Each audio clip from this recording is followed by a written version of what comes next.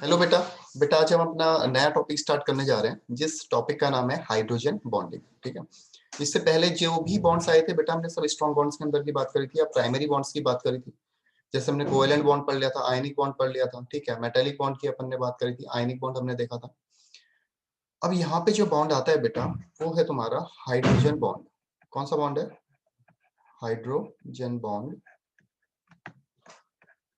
और तुम्हें पता है जो हाइड्रोजन बॉन्ड है वो कौन से बॉन्ड के अंदर आता है बेटा? वीक बॉन्ड्स के अंदर। किसके अंदर आता है? मैंने तुम्हें बताया था हाइड्रोजन बॉन्ड और van der Waals force of जो बॉन्ड्स आते हैं, von der Waals force of attraction, ये सभी किसके अंदर इंक्लूड होते हैं? दो के दो ये आते हैं वीक बॉन्ड्स के अंदर। अब हाइड्रोजन बॉन्ड बहुत वीक बॉन्ड है। ठीक है। जैसे अगर हम कोवेलेंट बॉन्ड की बात करें, कोवेलेंट की बात करें, कोऑर्डिनेट की बात करें, आयनिक की बात करें, ये बॉन्ड उससे क्या होते हैं? ये स्ट्रॉन्ग बॉन्ड है किसके कंपेयर में? हाइड्रोजन के कंपेयर में। अगर हाइड्रोजन बॉन्ड आता है और कोवेलेंट बॉन्ड आता है तो तुम्हें पता है कि हाइड्रोजन बॉन्ड क्या होगा? Weak bond. नाम से ही समझ आता है वीक बॉन्ड है।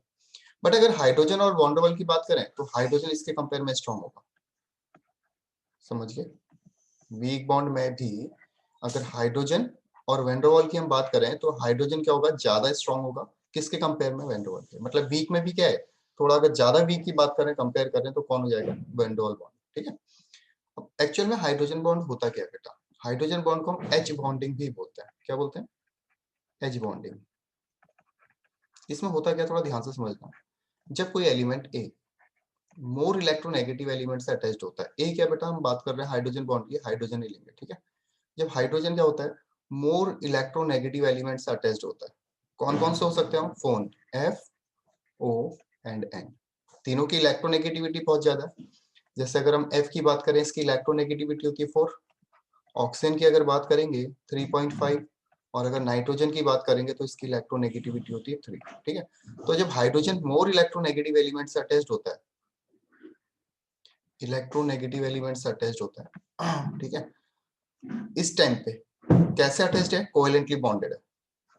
ध्यान से समझना। जब हाइड्रोजन मोर इलेक्ट्रोनेगेटिव एलिमेंट से अटैच्ड है तो क्या होगा? जैसे हमने लिया एफ और यहाँ पे ले लिया एच, तो बेटा मोर इलेक्ट्रोनेगेटिव एलिमेंट है, इसका मतलब इसमें डेल्टा नेगेटिव चार्ज आएगा। सामने वाले में क्या आएगा? Delta positive.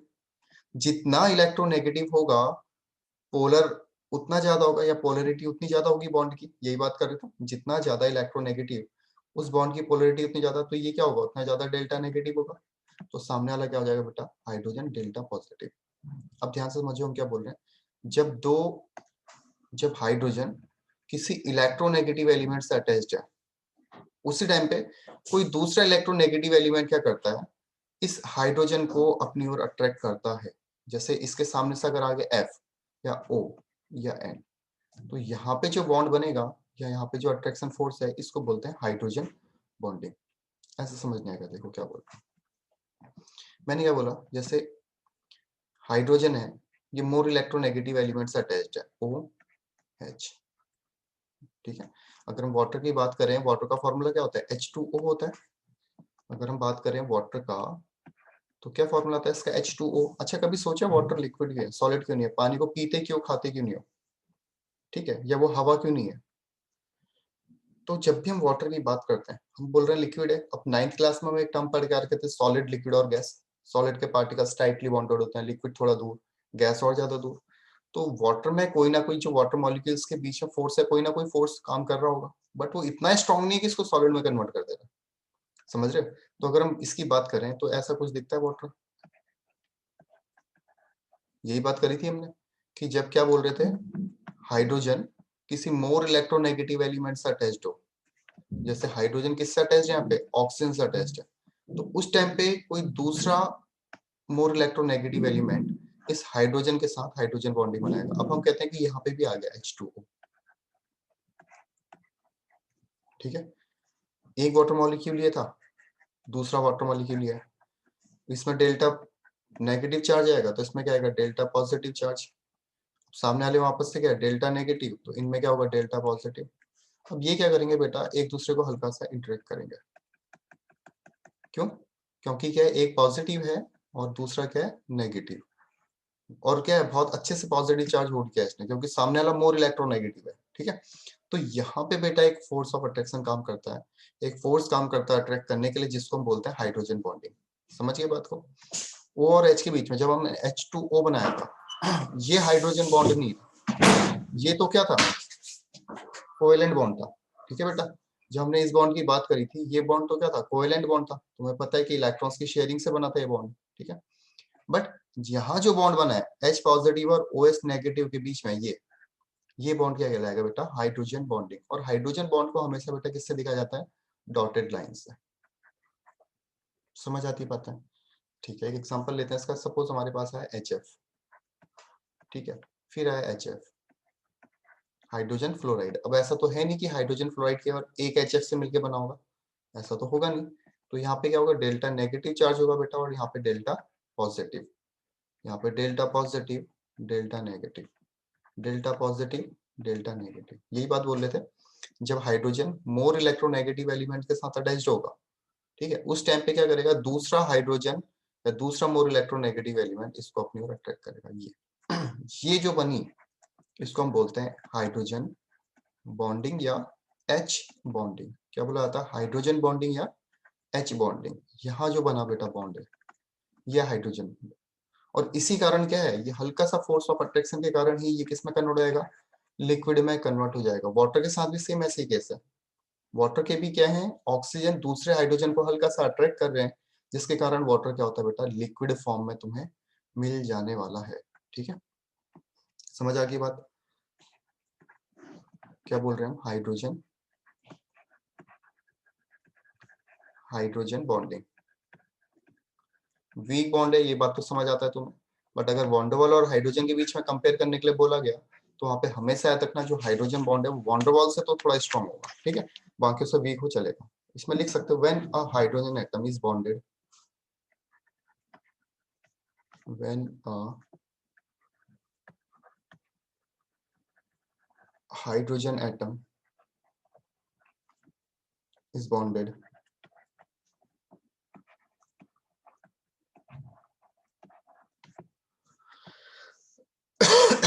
bonded to a highly electronegative atom like FON, phone याद रखना, ठीक है, phone, FON, phone. When a hydrogen atom is bonded to a highly electronegative atom comes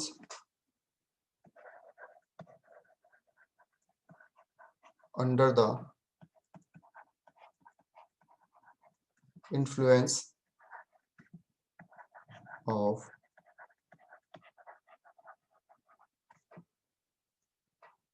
another strongly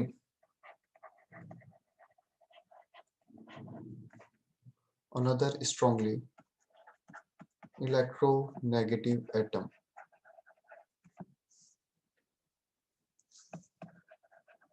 then a weak electrostatic force, weak electrostatic force of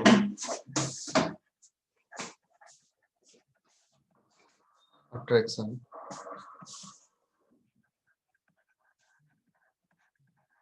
develop between them,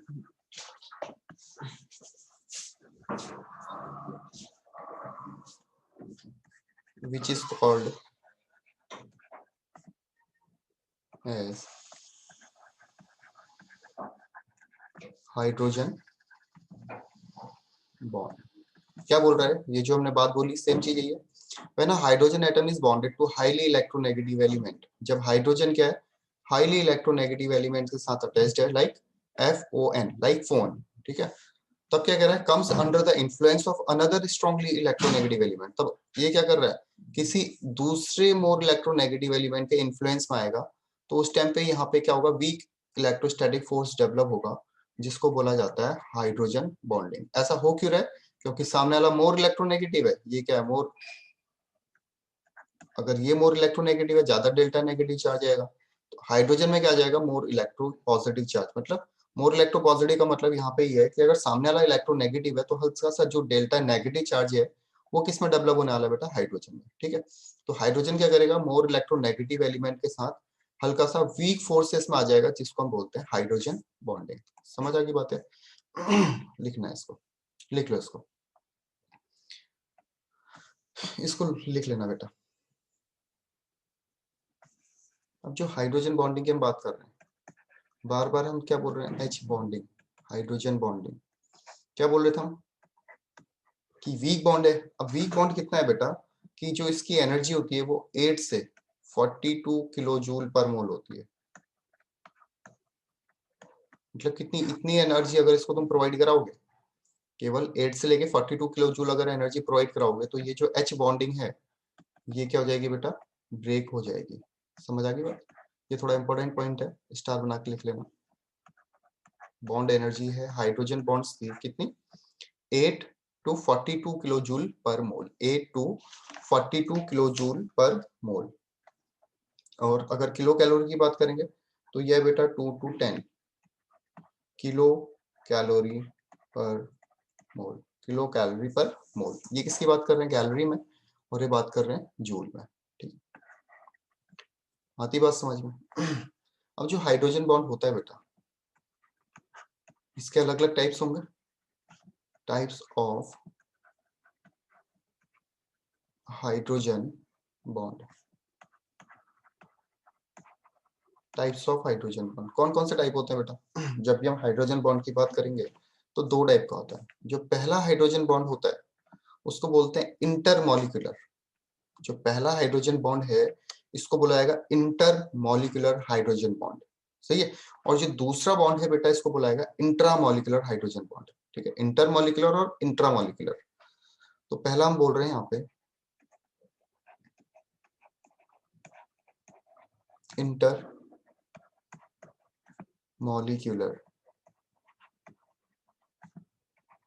H bond.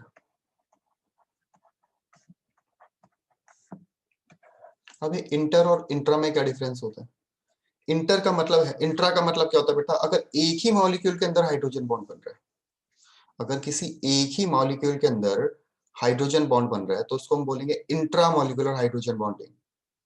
अगर अलग अलग molecules हैं उसके बीच में hydrogen bond बन रहा है तो उसको बोलेंगे inter molecular hydrogen bonding.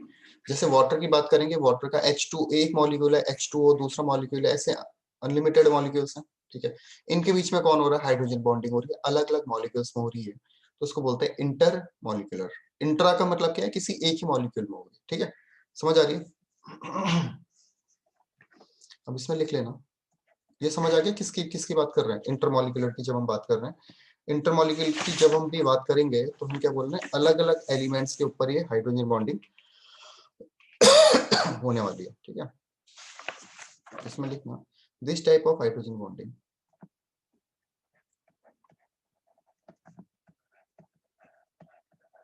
This type of hydrogen bonding takes place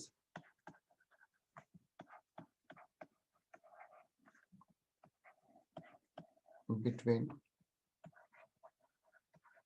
two molecules.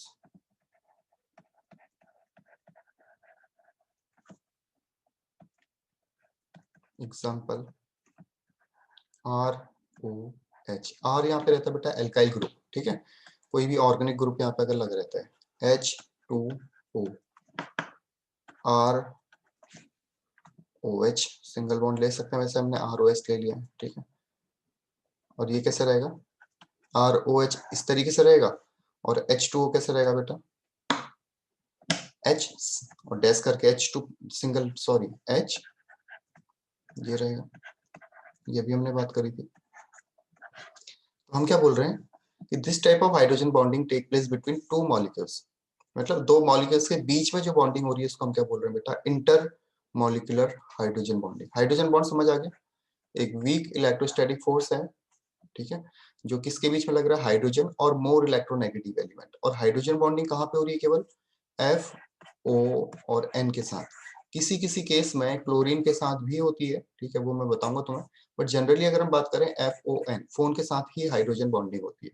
अब हाइड्रोजन बॉन्ड की अगर टाइप की बात करें, दो टाइप के हाइड्रोजन बॉन्ड होते हैं। फर्स्ट वन मैं क्या बोल रहा हूँ, जो दो मॉलिक्यूल्स के बीच में होती है उसको हम इंटरमॉलिक्यूलर बोलेंगे, और इंट्रामॉलिक्यूलर मतलब जो एक ही मॉलिक्यूल में होती है उसको बोलेंगे इंट्रामॉलिक्यूलर। तो इंटरमॉलिक्यूलर के एग्जांपल तुम्हें दे दिया ROH या H2O। कैसे, देखो, जैसे हमने लिया OH, यहाँ पे सिंगल बॉन्ड है बेटा R, ठीक है, फिर हम ले लेते हैं OH सिंगल बॉन्ड R, ये अलग अलग होंगे, OH सिंगल बॉन्ड R। अब देखो, ये मोर इलेक्ट्रोनेगेटिव है तो इसमें डेल्टा नेगेटिव आएगा, तो सामने क्या जाएगा, डेल्टा पॉजिटिव, वापस से del negative, del positive, del negative, del positive. यही बात कर रहे थे हम कि दो अलग अलग मॉलिक्यूल्स के बीच में जब होगी, जैसे ये अपना अलग मॉलिक्यूल है ROH, ये अलग मॉलिक्यूल है, ये अलग मॉलिक्यूल है, इनके बीच में जो बॉन्डिंग होगी बेटा, ये इसको बोलेंगे इंटर मॉलिक्यूलर हाइड्रोजन बॉन्डिंग। क्या बोलेंगे, इंटर मॉलिक्यूलर हाइड्रोजन बॉन्डिंग, ठीक है। फॉर एग्जांपल ये लिख लेना इसको, फॉर एग्जांपल ये। अब हम क्या बोल रहे हैं बेटा, दो टाइप की जो हाइड्रोजन बॉन्डिंग है, एक तो अलग अलग मॉलिक्यूल्स के बीच में हो रही है, एक ही मॉलिक्यूल में हो रही है, ठीक है। तो जो अलग अलग मॉलिक्यूल्स में होती है और एक ही मॉलिक्यूल्स में होती है, या मैं अगर बोलूं इंटर मॉलिक्यूलर और इंट्रा मॉलिक्यूलर, अगर इसमें तुमसे पूछा गया मेल्टिंग एंड बॉइलिंग पॉइंट, किसके कंपेयर में, इंटर और इंट्रा में, मेल्टिंग एंड बॉइलिंग पॉइंट किसकी बात कर रहे हैं हम, अभी इंटर मॉलिक्यूलर की बात कर रहे हैं, ठीक है। ये क्या रहेगा, स्लाइटली हाई रहेगा, इंट्रा के कंपेयर में इंटर का मेल्टिंग बॉइलिंग पॉइंट ज्यादा रहेगा। क्यों, क्योंकि इनके बीच में हल्का सा फोर्स ऑफ अट्रैक्शन है, ये इनके बीच में हल्का सा फोर्स ऑफ अट्रैक्शन है, ठीक है, इसको ब्रेक करना पड़ेगा। बट उस केस में क्या होता है कि एक ही मॉलिक्यूल में दूसरा मॉलिक्यूल अटैच नहीं है, तो वो क्या होगा, इजीली टूट सकता है, ठीक है। तो इसमें लिखना, in such compound molecular weight melting and boiling point high, in such case molecular weight melting point and boiling point are high। तो उसमें क्या बोल रहा है, मॉलिक्यूलर वेट भी ज्यादा होगा उस कंपाउंड का, ठीक है, मेल्टिंग पॉइंट भी ज्यादा होगा और बॉइलिंग पॉइंट भी ज्यादा होगा। दूसरा टर्म आता है बेटा इसमें, एक्सटेंट ऑफ हाइड्रोजन बॉन्डिंग, मतलब इस हाइड्रोजन बॉन्डिंग के कारण एक्सटेंट ऑफ H बॉन्डिंग